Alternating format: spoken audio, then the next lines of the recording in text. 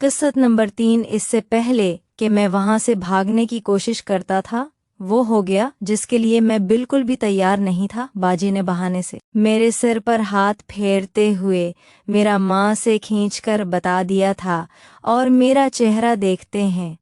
बाजी बाजी अब तुम हो गाना, कुछ बोलें। अपना सर झुकाए बैठा रहा। इस वक्त हम दोनों बहन भाई एक दूसरे के सामने बिल्कुल बेपर्दा थे। आपने उठा और बाजी से आंखें मिलाते हुए अपना लिबास और था और चेहरे से मास्क लगा के वहां से निकल आया। पता नहीं बाजी मेरे जाने के कितनी देर बाद वहां से निकली, मुझे नहीं पता। और मैं डर के मारे 2 दिन तक घर भी नहीं गया और अपना मोबाइल भी बंद रखा। तीसरे दिन जब मैं मोबाइल ऑन किया तो बाजी के मैसेज आना शुरू हो गए जिसमें बस इतना ही लिखा हुआ था कि मैंने किसी को कुछ भी नहीं बताया है, प्लीज़ भाई तुम घर आ जाओ, मैं बहुत परेशान। लेकिन मैं उनको कोई रिप्लाई नहीं दिया।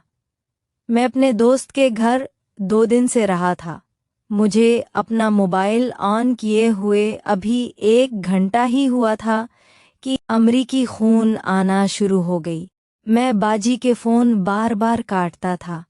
कुछ देर बाद अम्मी की फ़ोन आ गई। मैंने जब स्क्रीन पर अम्मी का नाम देखा तो मुझे फ़ोन काट दे की बात ही नहीं हुई। मैंने अम्मी को फ़ोन अटेंड की तो अम्मी ने लरजती हुई आवाज़ में कहा, अम्मी बेटा कहाँ हो, आज तुम 3 दिन से घर नहीं और मोबाइल भी बंद किया हुआ है। मैं अम्मी जान, वो मेरा मोबाइल ख़राब हो गया था और मैंने आपको बताया भी था कि मैं अपने दोस्तों के साथ हूँ। आमीन मेरी बात सुनते ही कहा, अम्मी ठीक है, चलो जल्दी से घर आ जाओ। आप आज भी अगर तुमसे मेरी बात नहीं होती तो तुम्हारे पापा रिपोर्ट कराने चले जाते। मैंने अम्मी को ओके कहा और फ़ोन काट कर दिया और उठ के घर की तरफ चल पड़ा और सारे रास्ते ये सोचता रहा कि बाजी को अपना चेहरा कैसे दिखाऊंगा। मैं डरते डरते घर पहुंचा तो दरवाज़ा खटखटाने की मुझे ज़रूरत ही नहीं पड़ी क्योंकि बाजी पहले से ही दरवाज़ा खोले हुए सामने सहन में रखी चारपाई पर बैठी हुई थी और दरवाजे को हटा कर रही थी और मुझे अंदर आता देखकर बाजी बाजी मुझे बड़ी ही अजीब सी नज़रों से देखने लगी हैं। मैं अपने सर को झुकाए वहां से सीधा अपने कमरे की तरफ जाने लगा कि इस दौरान अम्मी भी आ गई और मुझे देखते ही वो बड़ी अम्मी आफताब बेटा आ गए। तुम ये कहते हुए अम्मी ने मुझे अपने सीने से लगा लिया करें जिस तरह अम्मी से गले लगा हुआ था। मैंने बखूबी महसूस कर सकता था और यूं मामी के करीब आने से मुझे 2 दिन पहले वाली बात याद आ गई जिस रात बाजी मेरे साथ थी और ये सब याद आते हैं। मेरा वजूद अपने मर्द होने का सबूत देने लगा। इससे पहले कि अम्मी जान को कोई शक होता मैं पीछे हट गया। अम्मी ने आंखें साफ करते हुए कहा कि हमें पता है बेटा, हम सब तुम्हारे लिए इतने परेशान थे कि पता नहीं क्या हो गया और आजकल की हालत में भी तो ठीक नहीं है।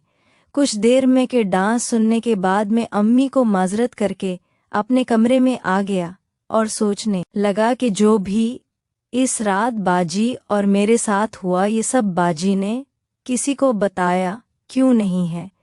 लेकिन मेरे पास इस सवाल का कोई जवाब नहीं था। ये तो सिर्फ बाजी जानती थी जो कि अभी तक किसी समुंदर की तरह से खामोश बैठी हुई थी और मैं बाजी की इस खामोशी से डर रहा था। पता नहीं कौन सा तूफान आने वाला है।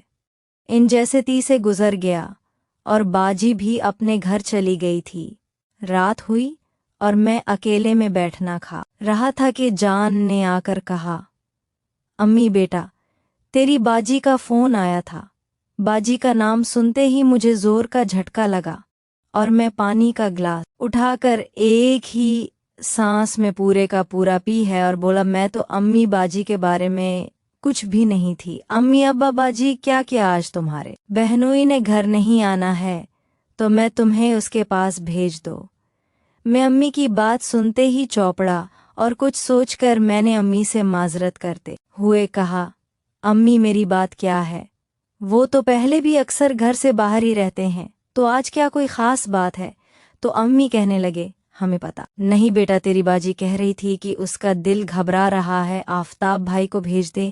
میں امی ابا جی کو یہاں بلا لو نا، میرا جانا ضروری تو نہیں۔ دوستوں میں باجی کا سامنا نہیں کرنا چاہتا تھا، اسی لیے بہانے بازی کر رہا تھا۔ امی بیٹا، میں نے تو اسے کہا تھا کہ تمہیں یہاں پر آ جاؤ، تمہارا دل بھی، لیکن وہ نہیں مانی اور کہنے لگی کہ بس آپ بھائی کو بھیج دو، اور یہ بول کر کال ہی کاٹ دی اس نے۔ میں چپ ہو گیا اور کچھ نہیں بولا۔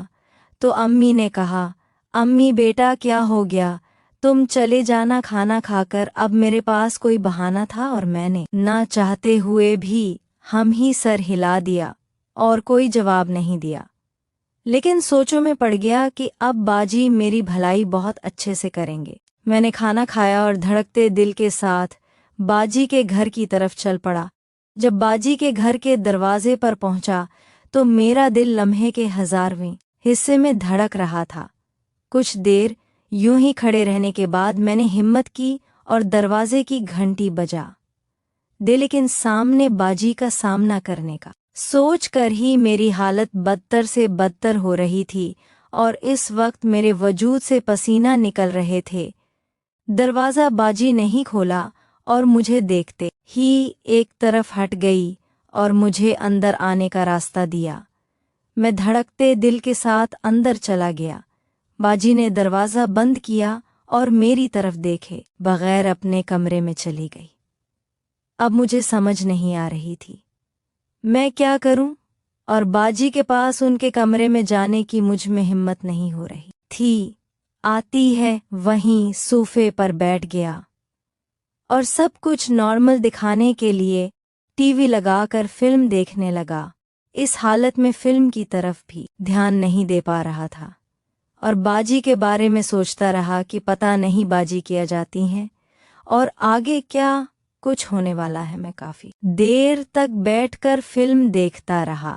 رات کوئی 10 بج چکے تھے اور باجی کے گھر میں میرے اور ان کے علاوہ کوئی اور نہیں تھا۔ ایک بار تو میرے دل میں آیا کہ میں باجی کے کمرے میں چلا جاتا ہوں، لیکن پھر میں ہمت نہ کر سکا اور نہ ہی بیٹھا رہا۔